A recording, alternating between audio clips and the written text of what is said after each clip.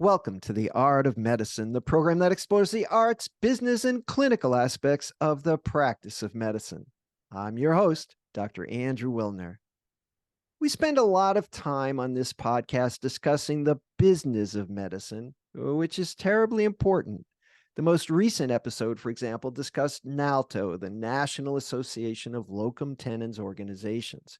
However, just as important is the art of medicine. It's for that reason that I'm very pleased that Dr. Richard Berlin has joined the show. You'll know why in a minute. By the way, if you enjoy this program, please rate and review on your favorite podcast app. Before we get started, I'd like to thank our sponsor, locumstory.com. Maybe you're curious about locums and how it might fit into your career story. But do you know all the different reasons physicians choose locums and how it works for them? At locumstory.com, you can hear firsthand stories as diverse as physicians themselves. There's not one solution for everyone. The variety of opportunities might surprise you. Locum Story is an unbiased educational resource. It has tools that let you explore trends in your specialty and compare different locums agencies. There's even a simple quiz to see if locums is right for you. Do your own research at locumstory.com. It's easy. And now to my guest, Dr. Richard Berlin, a psychiatrist and poet. Welcome, Dr. Berlin. Hi, thank you for having me. Well, thank you for joining me. You know, you're here because of a whole string of psychiatrists, right? Yeah.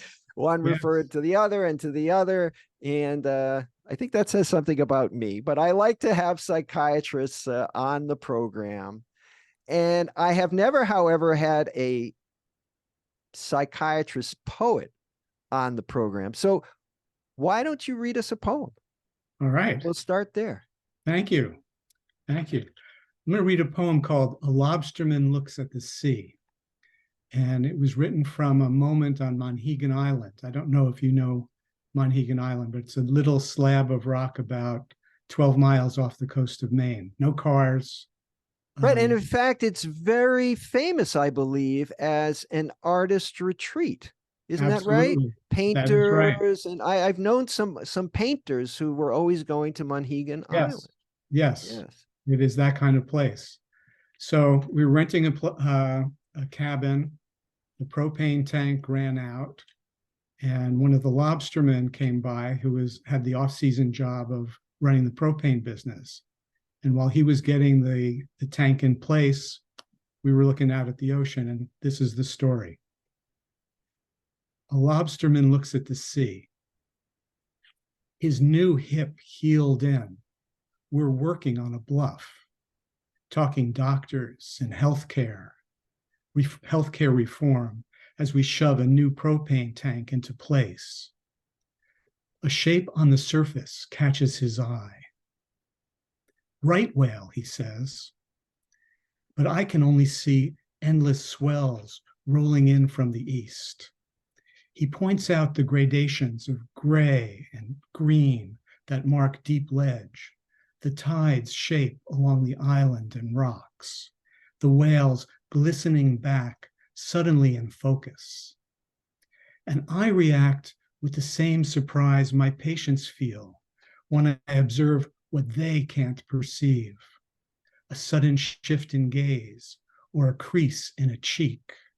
And I understand how a doctor sees, like a man who has spent 60 years on a lobster boat, watching the world swim fast and shining right before his eyes. Cool. So for me, what I'm seeing is that's just what first you're talking about, no matter how far away you get, you're on Monhegan Island, you got to take a ferry to get there, I'm sure. There's nothing there. There's no electricity. Yet, you still got a guy with a hip replacement. No, wherever I go, right? Exactly. As you say you're a doctor, it's like, well, let me tell you, doctor, about, right? It's about something that happened, that the medical, illness and frailty of the human being is everywhere, no matter how remote you got. So that was my first sort of take on it. Yes. And then I love your, the vision that he can see something that you can't. And, as a neurologist, I'm always looking at patients' eyes. And if the eyes are just a little bit off, that is very, very, either they were born that way or it's something really serious that nobody else may have noticed. So yeah, the Yes. skilled, being able to look with a skilled eye, whether you're a lobsterman, you put in the time and it's not just the time, it's the effort that you've paid attention during all those years in medical school and practice, Yes. which leads to your role as a psychiatrist. And I've always loved the term active listening. Do Yes. you subscribe to that? I do. And I think it's also portrayed in that poem.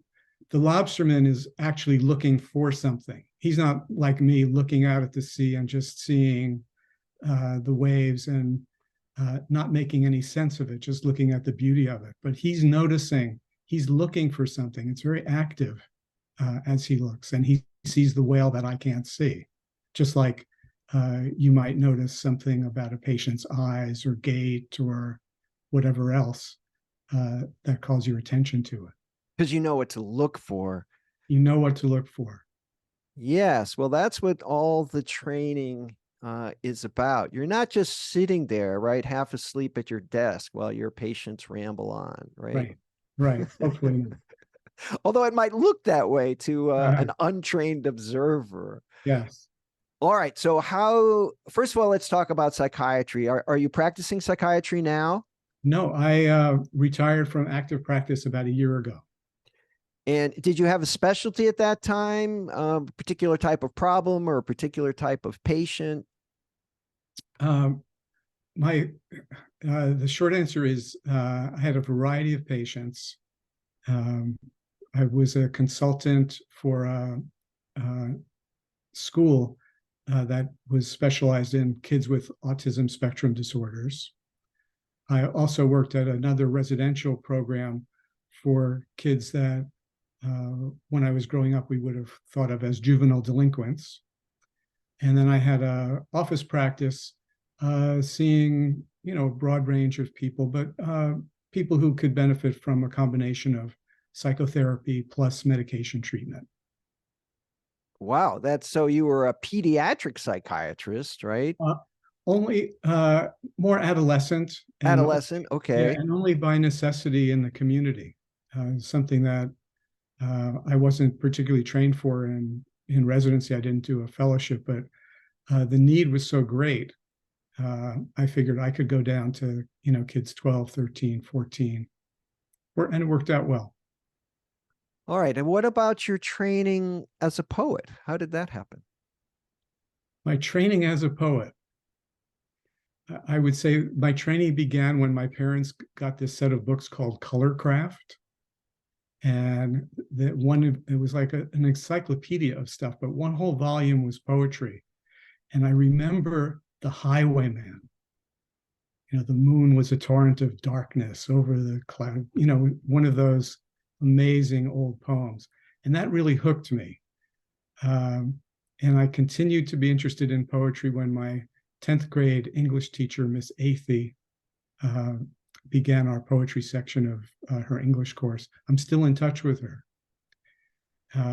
And there were also the singer-songwriters of the late 60s, early 70s, Dylan, Paul Simon, Joni Mitchell, that crew. I never thought about being a poet. I fantasized about being a musician, but I didn't play an instrument.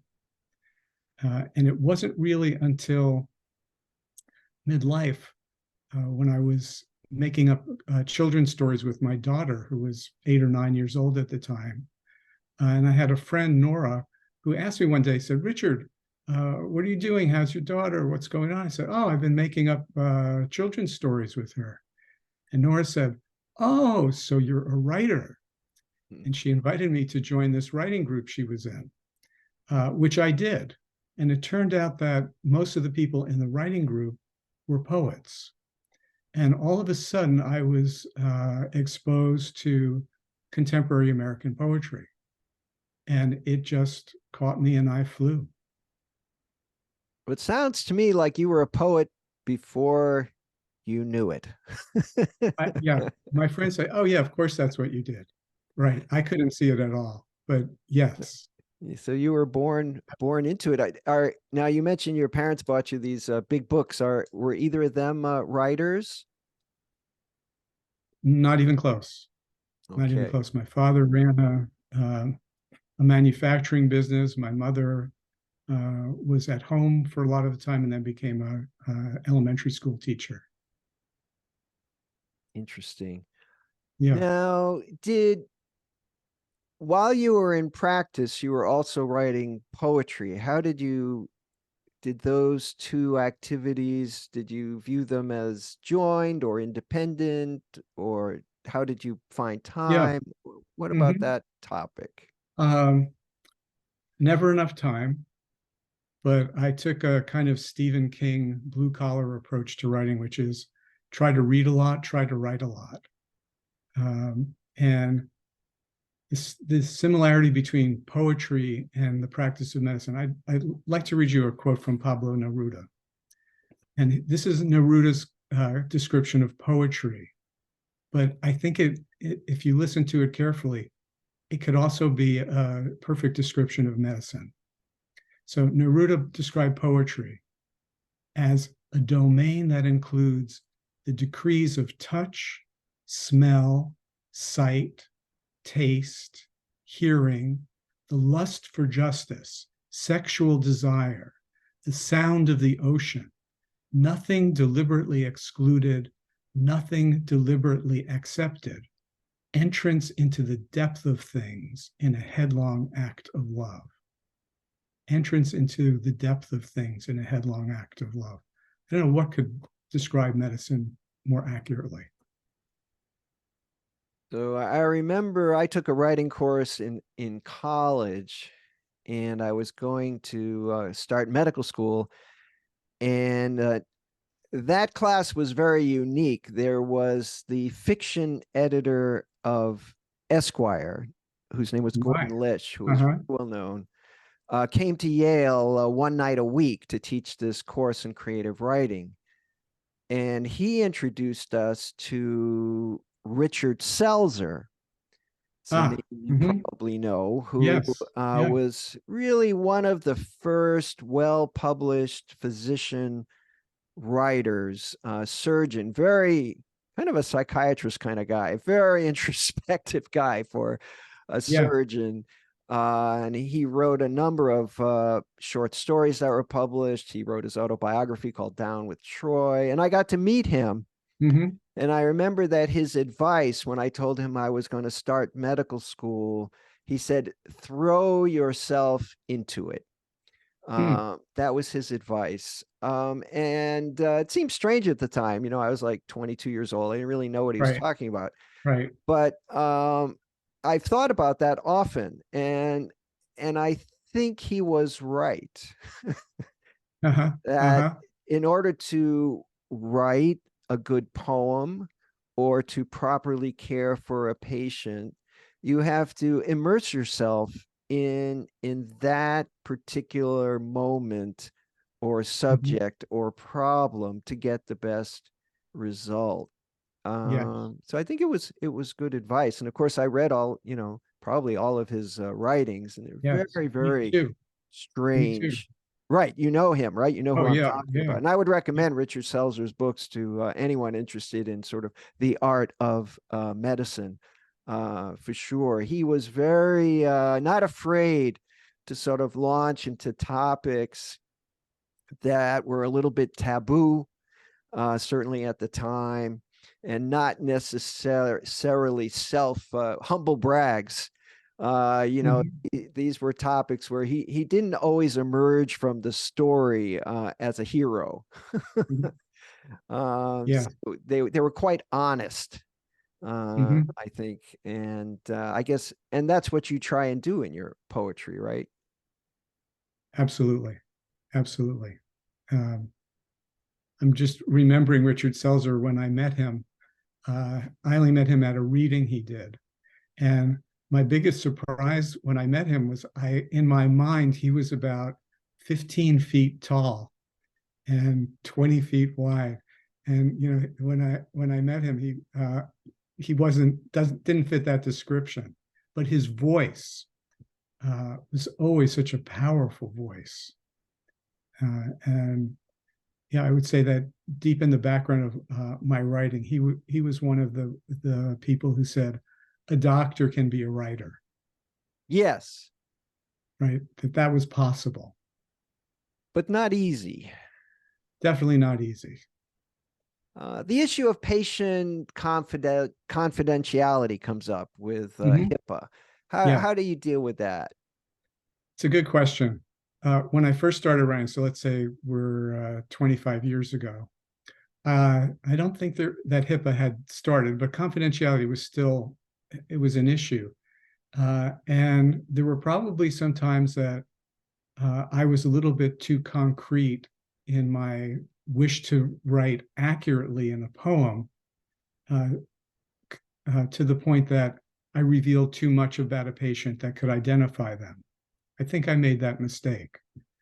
But as I learned more and I became a little bit more sophisticated and HIPAA came into place, I became an adherent of of another poet who said, a poet is someone with a gift for lying who cherishes the truth. Denise Levertov. Yeah, I Uh, like that. I like that. yeah. So I've learned over time to make things up. If the sky doesn't have to be blue, I can make it green. The patient I'm talking about doesn't have to be a woman. I could make her a man. I can change all of the other details. So I can still get to the point I want to make, but do it through, how should I say, camouflage, disguise, distraction, and not have to say it.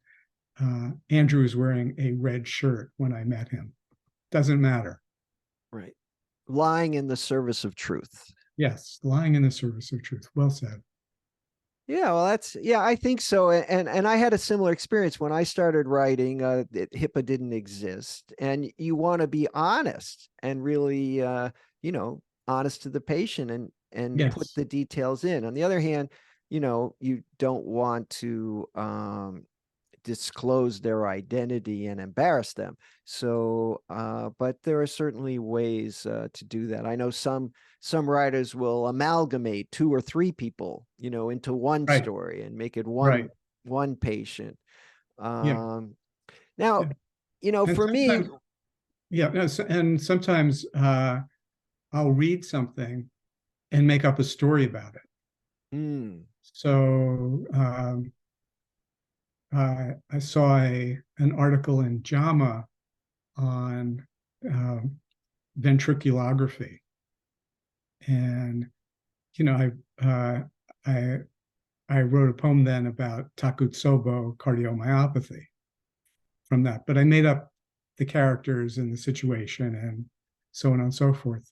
But I think the poem was true and accurate to those situations where someone has been diagnosed with Takotsubo cardiomyopathy and how that occurs and how that affects them and so on. remember reading many years ago about, how do you write, where do you get ideas, and there was one writer who would just read the newspaper every morning Uh-huh. Yeah. when there used to be newspapers, and just find like one line, dead body found, under the bus, and Uh-huh. take that line and make it into a Yes. novel. Yeah. Whatever kind of tweaked his interest, that was a real Mhm. event, but then, Mhm. creating an entire fictional universe based on that one little seed that kind of Yeah. intrigued him, just like what Yes. you did, just like what you did. Yeah. Uh, I would say over time, I have never run out of ideas for poems, uh, which has been good. So inspiration, if you will, hasn't been an issue. But what I've really improved on is revision. I'm much better at revising. I can see what needs to go. I can see what's weak. I can see what needs a better verb. I've really improved in that. That's a skill that I've really developed. Did your writing group help with that? Uh, no, actually. But the writing group was short-lived, maybe a year or so. And I subsequently did like a 1 week workshop, actually on Monhegan Island, and uh, basically learned William Carlos Williams' "No ideas but in things," that famous quote of his. And after that, I kind of flew on my own for quite a while, and then connected with my friend, mentor, editor, Barry Sternlieb, who's a very accomplished poet. And Barry really, really helped me take my writing to the next level. So I owe my work to him. It's been a collaboration for more than 20 years. So that having a mentor who would go line by line and could be honest with me about the quality, every comma, every word, that changed the game for me. Let me ask you a question since you've just retired. I find that a lot of ideas cross my mind because of the urgency of seeing patients, in real Mhm. time. But of course, it's very hard to find the time to sort of expound on it or address them in the fictional world when the real world is kind of pressing. Right. Right. But then if I do have time off, and I find that it's less urgent now. Right. And so it's like, oh, I don't really need to do that anymore. Yeah. So now, Yeah. now that you're retired, do you find that the urgency to write is less or different or more? Good question. Uh, it's different, but I don't think it has to do with being retired. I think it has more to do with I've written, I don't know, 300, 400, 500 poems. And it's really hard not to repeat myself. Ah, that's Uh, interesting. so I come back to themes, my concerns sort of have stayed the same, but I can kind of circle around and come back to them and try to approach them a different way. And actually, that's one of the great things about having a mentor and editor. I not too long ago brought Barry a stack of poems, and he read them. We got together to go over them, and he kind of laughed. And I said, "What's so funny?" He said, "Rich, if I hadn't known you for so long, I'd say these poems are really, really good, really good. But you've written them all in the past, and the ones you did in the past were better." So, oh, okay. So, and I can hear it from him, which is, I think, one of the most important things. So Well, what can I do to make them better, or what do I need to do different? That was my task. So mm, uh, repetition, I think, is really a key. I mean, I wrote my first book was called How JFK Killed My Father, and when I started writing, no matter what thought I wanted to write about, it would end up becoming a poem about him. I like write a poem about a little league game. It was about my father. I write a poem about walking to school. My father would walk into the poem.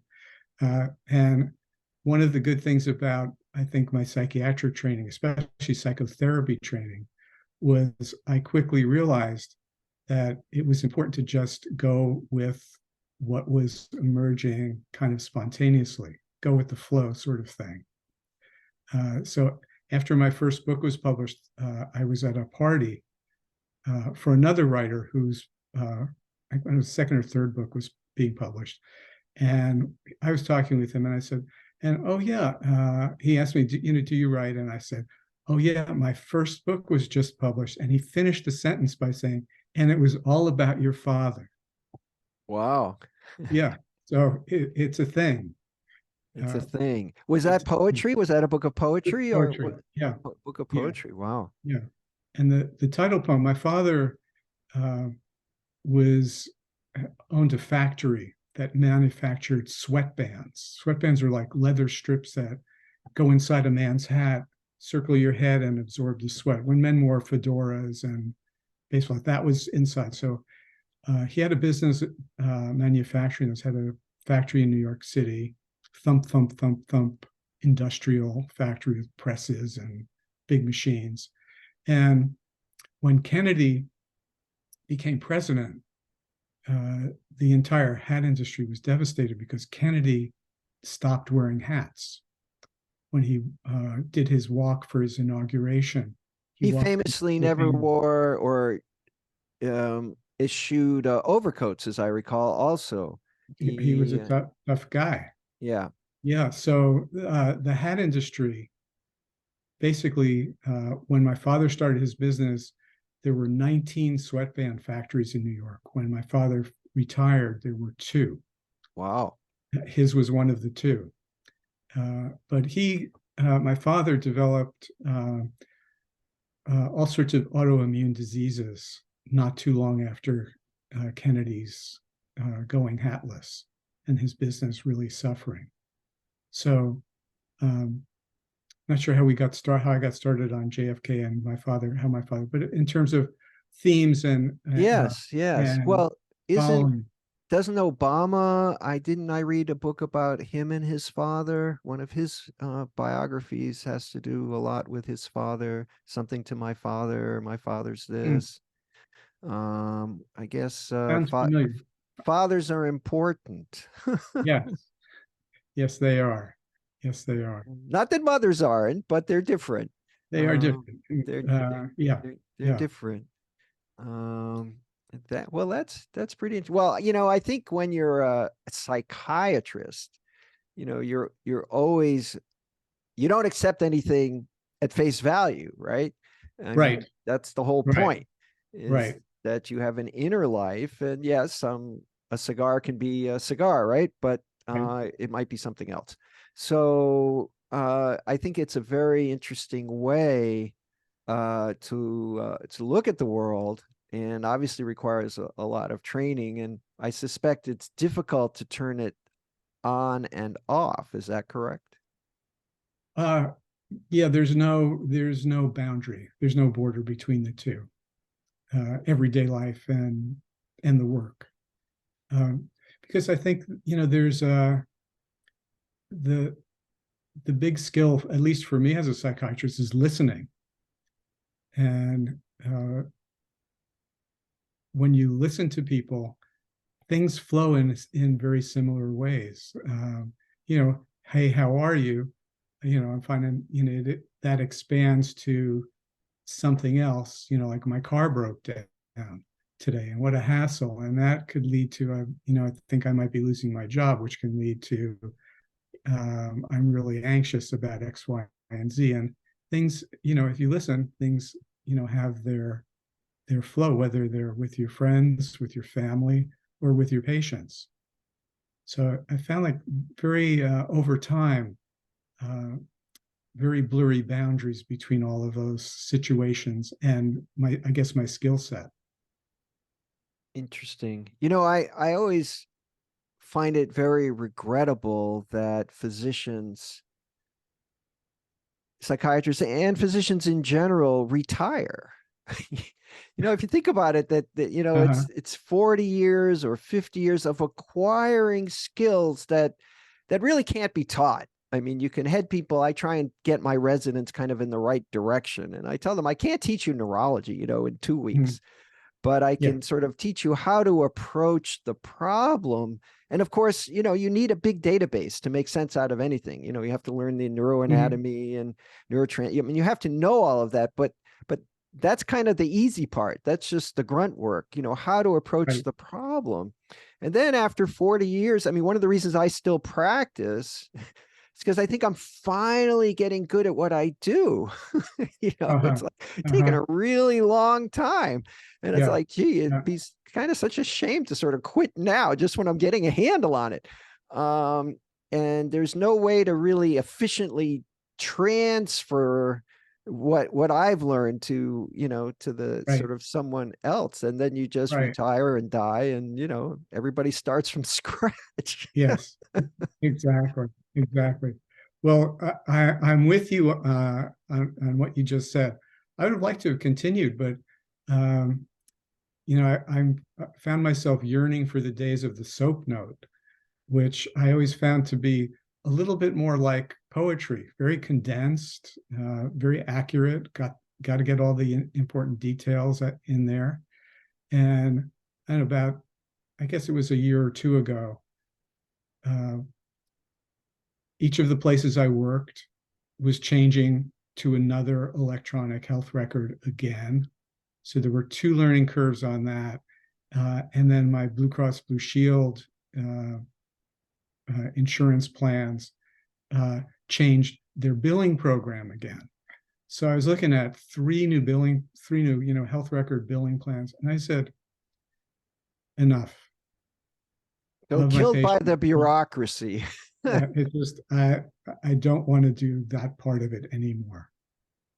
All right. But okay, so we're going to close now. But before we do, you're going to tell me what's on the calendar for you now that you don't have to deal with all the bureaucracy for Uh-huh. the next 5 years. What's the plan? Can I call my wife? Would like, hey, she just honey. she make the rules. Well, yeah, but I know you have at least a tentative 5-year plan. Yeah, I do. I do. Well, I'm more involved in poetry land. Uh, uh, Continue to write for Psychiatric Times. Have a poem a month at Psychiatric Times, so I continue to do that. And during the pandemic, Psychiatric Times asked me to do a mental health minute, which is basically 5 minutes of poetry. And that has shifted. We've shifted names since the pandemic is sort of kind of maybe possibly a little bit over. And the series has become Any Good Poem, which the title comes from an American poet, Dorian Lux, who said, any good poem is asking you simply to slow down. So more poetry, more writing. I have a book manuscript I just submitted. I have a collection of poems, new and selected book that I'm waiting to submit. Doing the Any Good Poem series, connecting with friends, and that's kind of in terms of those kinds of things, activities that are sort of professional. That's poetry land, and then I have two gorgeous grandchildren who live in Boston, which is about 2-hour drive, and lots of friends who I walk with, hike with, and kayak with. So those are kind of the centerpieces, I guess: writing, family, friends, and being in the outdoors of the Berkshires. A nice shift. It's not Yeah, a change. It's a shift of emphasis, right? definitely a shift of emphasis. Shift Yes. of emphasis. Well, that's great. Well, Dr. Richard Berlin, I want to thank you for joining me on The Art of Medicine. Thank you so much for having me. It's great talking to you. Before we close, I'd like to give another thanks to our sponsor, locumstory.com, a resource where providers can get real, unbiased answers about locum tenens. I'm your host, Dr. Andrew Wilner. See you next time.